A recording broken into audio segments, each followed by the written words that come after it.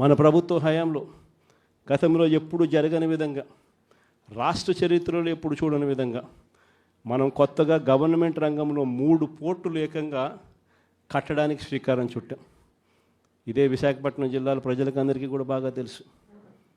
మూలపేట శ్రీకాకుళం జిల్లాలో పోర్టు, గతంలో ఎప్పుడు ఊహించని విధంగా శ్రీకాకుళం జిల్లాకు అభివృద్ధి బాట నడిపించే ఒక గొప్ప అడుగు ఆ పోర్టు.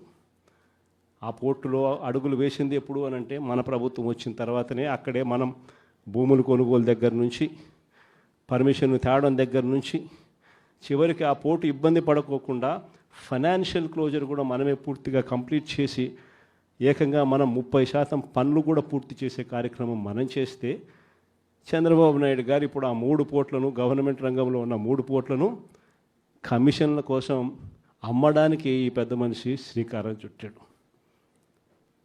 ఇదే పెద్ద మనిషి చంద్రబాబు నాయుడు గారు